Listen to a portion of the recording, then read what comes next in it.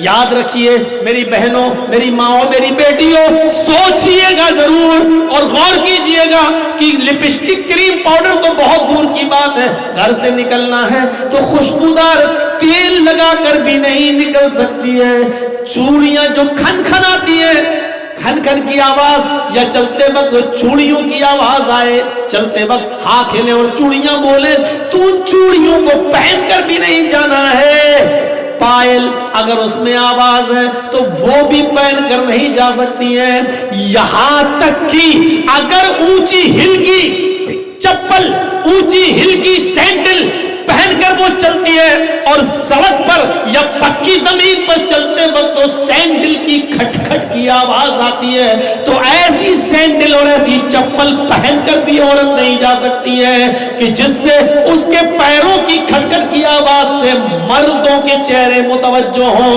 مرد اس کی طرف مائل ہوں اور اس کی طرف دیکھنا شروع کر دیں، ایسی چپل بھی نہیں پہننا ہے۔ پہنیے، ممتا دیدی کی طرح پہن لیجئے، ہوائی چپل پہن کے جائیے، کون منع کر رہا آپ کو؟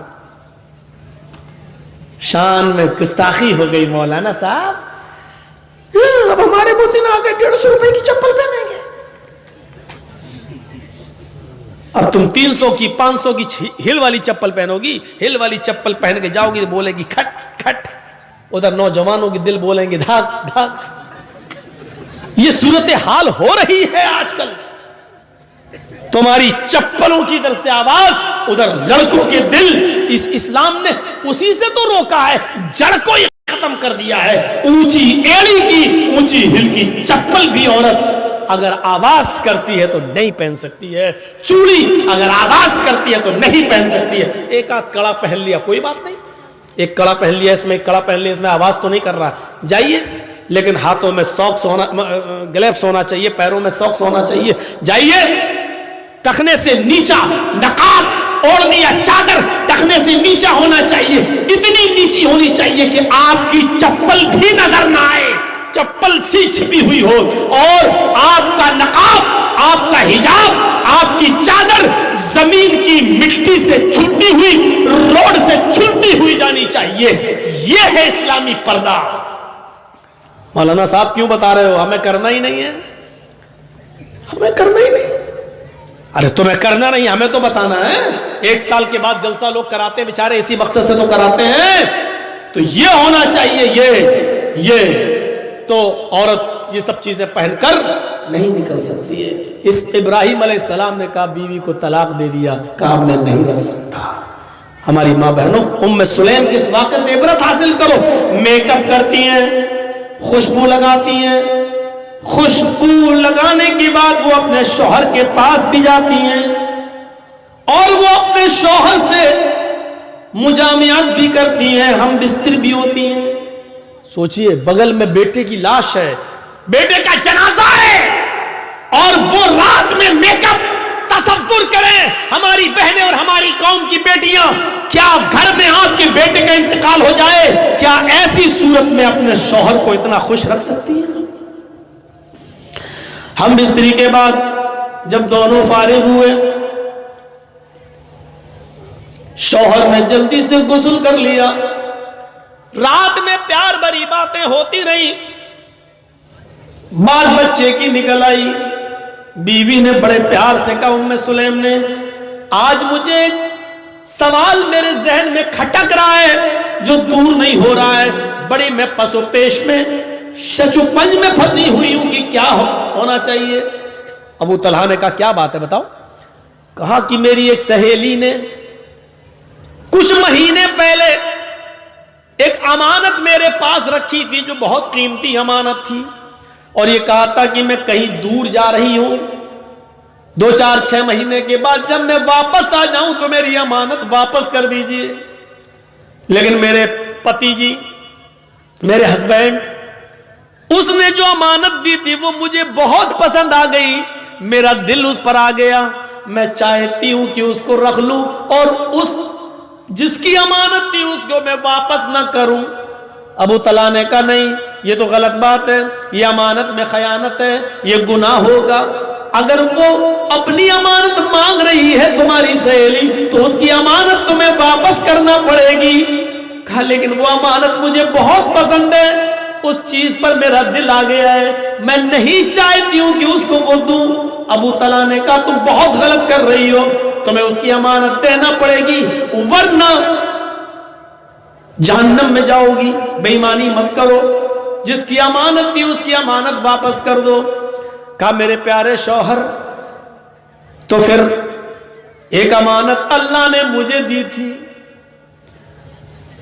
2-3 سال پہلے اللہ نے مجھے بھی ایک امانت دی تھی اور وہ امانت مجھے بہت زیادہ پسند ہے، اس امانت پر میرا دل آ گیا ہے، وہ امانت میرا بیٹا ہے، لیکن آج اللہ نے اپنی امانت مجھ سے مانگی تو میں نے اس کی امانت اس کو واپس کر دی، اس کی امانت میں نے اس کو واپس کر دی۔ اگر میں اپنے پاس رکھتی اور اس پر بے ایمانی کرتی تو امانت میں خیانت ہوتی۔ میرے پیارے شوہر بچہ آرام سے سو رہا ہے، اس کا مطلب یہ ہے کہ بچہ میرا اس دنیا میں نہیں رہا، اللہ کی امانت دی، اللہ نے اس بچے کو لے لیا ہے۔ ابو طلحہ کے پیروں کے نیچے سے زمین سرک گئی، بولے تو کچھ نہیں لیکن کہا کہ اس حال میں بھی تم مجھے کھانا کھلا رہی ہو، تم مجھ سے ہم بستری کر رہی ہو، پیار و محبت تم نے مجھ سے کیا ہے، تم نے بچے کے بارے میں مجھے بتایا نہیں۔ وہ تو ٹھیک ہے اللہ کی امانت تھی، اللہ نے لے لیا، لیکن اس کا یہ مطلب تو نہیں تھا کہ تم محلے کی عورتوں کو بھی روکے رکھو۔ کوئی بات نہیں ہے، صبح سورج نکلنے کے بعد اس بچے کو دفن کر دیا جائے گا۔ حضرت ابو طلحہ جیسی اذان کی آواز ہوتی ہے مسجد میں جاتے ہیں، اللہ کے نبی صلی اللہ علیہ وسلم نماز پڑھاتے ہیں اور نماز پڑھانے کے بعد جب ابو طلحہ اللہ کے نبی کے پاس بیٹھتے ہیں اور پوری کی پوری رات کی داستان سنا دیتے ہیں۔ اللہ کے نبی ایسا ہوا، میری بیوی نے رات میں بھی نہیں بتایا ہے، میری بیوی نے مجھے کھانا بھی کھلایا ہے، اس کے بعد ہم بستری بھی کیے، شاریرک سمبند بھی بنایا ہے، اے اللہ کے نبی اس کے بعد کا اللہ کی امانت بھی اللہ نے لے لیا۔ اللہ کے نبی فرماتے ابو طلحہ بس اے ابو طلحہ، اللہ تمہاری بیوی کو جزائے خیر دے، اللہ اس کو اچھا بدلہ دے، اور تم دونوں نے آج رات میں جو مجامعت کی، جو ہم بستری کی ہے، اللہ اس میں برکت عطا فرمائے، اللہ اس میں برکت عطا فرمائے، اللہ اس میں برکت دے۔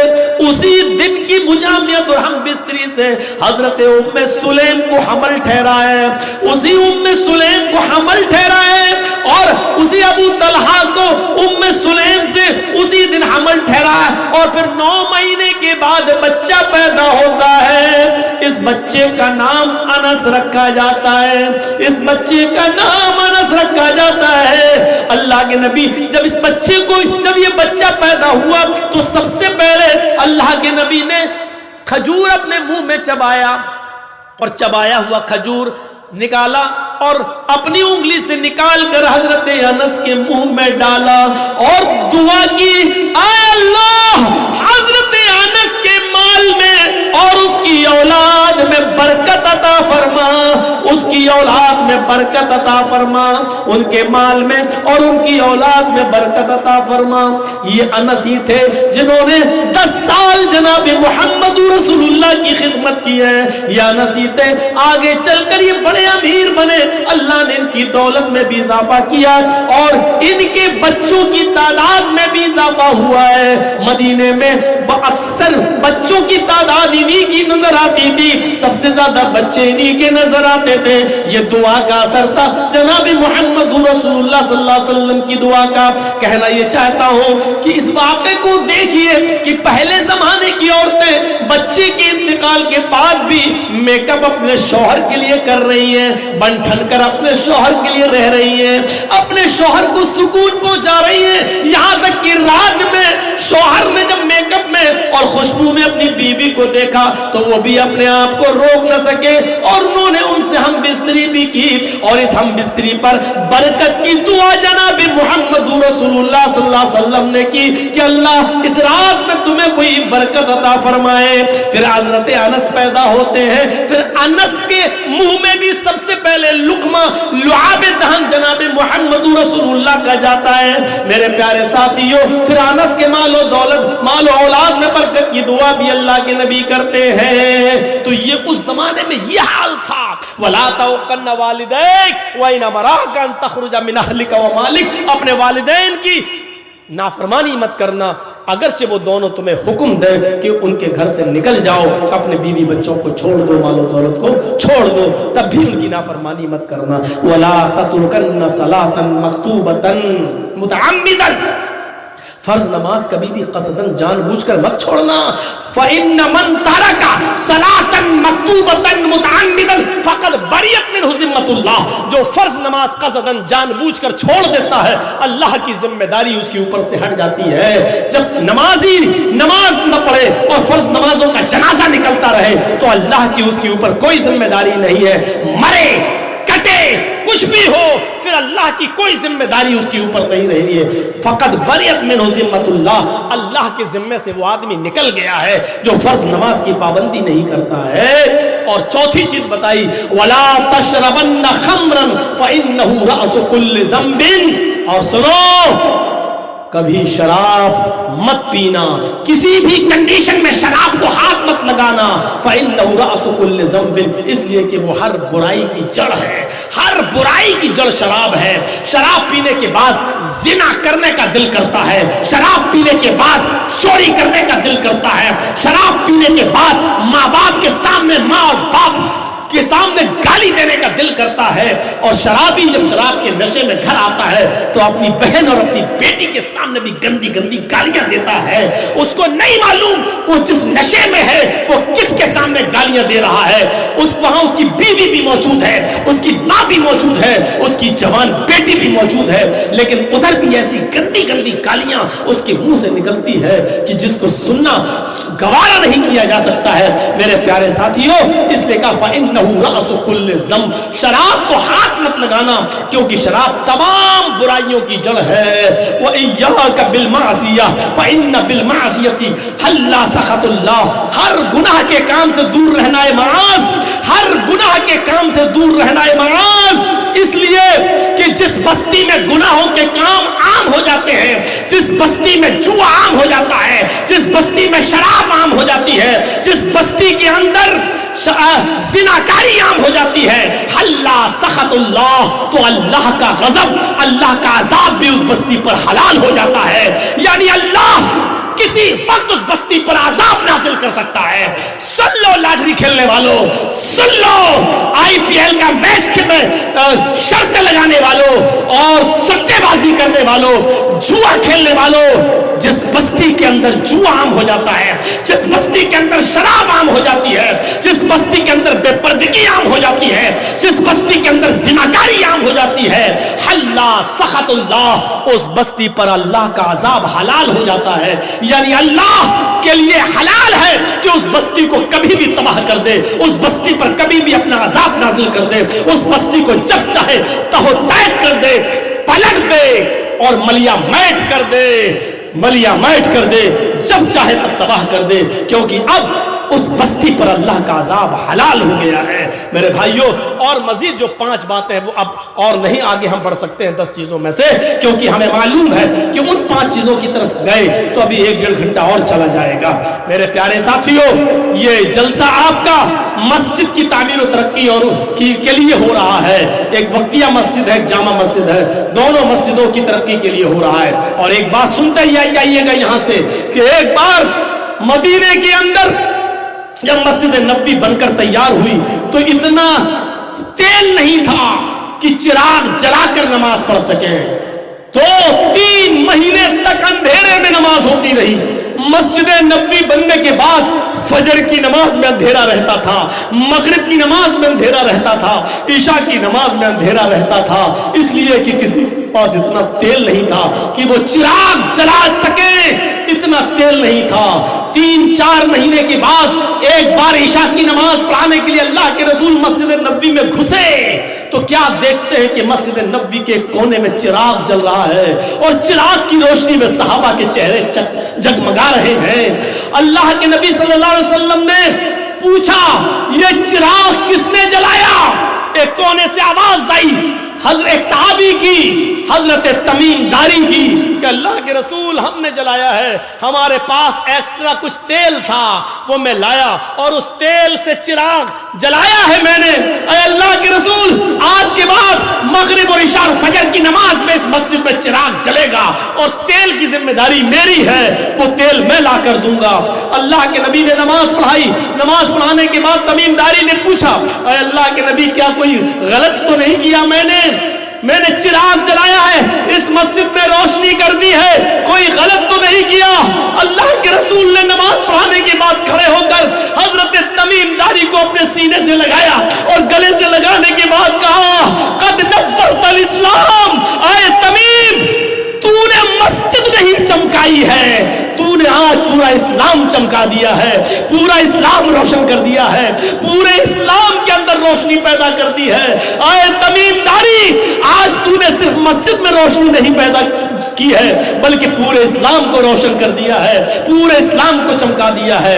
جب مسجد میں چراغ جلانے پر اللہ کے نبی خوش ہو رہے ہیں اور کہہ رہے ہیں کہ تم نے پورا اسلام چمکا دیا ہے، تو مسجد کو بنانا، مسجد کو سنوارنا اور مسجد کی تعمیر کرنا اور مسجد میں بڑھ چڑھ کر حصہ لینا کتنا بڑا ثواب ہوگا۔ میرے پیارے ساتھیوں، بڑھ چڑھ کر اس کار خیر میں آپ ہاتھ بڑھائیے۔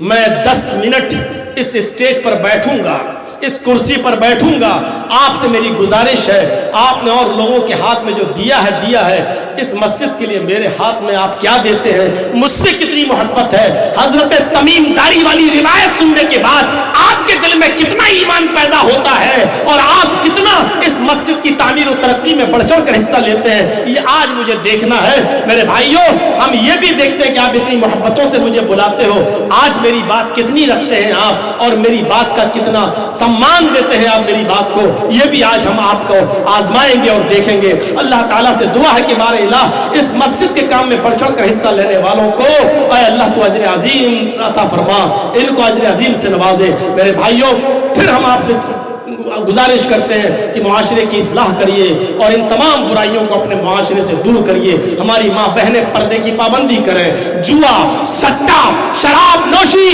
اور یہ ساری چیزوں سے اپنے سماج کو صاف کریے اور دینی ماحول پیدا کریے، اور اللہ رب العالمین سے امید رکھیے کہ اللہ رب العالمین رحمتوں کی بارش فرمائے۔ اگر ہمارے اندر برائیاں رہیں تو اللہ کا عذاب بھی ہمارے اوپر آ سکتا ہے، اللہ اپنے عذاب سے ہمیں محفوظ فرما، اور بار الہ ہمیں نیک کاموں کی کرنے کی توفیق عطا فرما۔ الہ العالمین، ہم تجھ سے دعا کرتے ہیں کہ جب تک تو ہمیں زندہ رکھ، اسلام پر زندہ رکھنا، اور جب ہمارا خاتمہ ہو تو ایمان پر خاتمہ فرمانا۔ وما علینا الا البلاغ المبین، وآخر دعوانا ان الحمد للہ رب العالمین۔ السلام علیکم ورحمۃ اللہ۔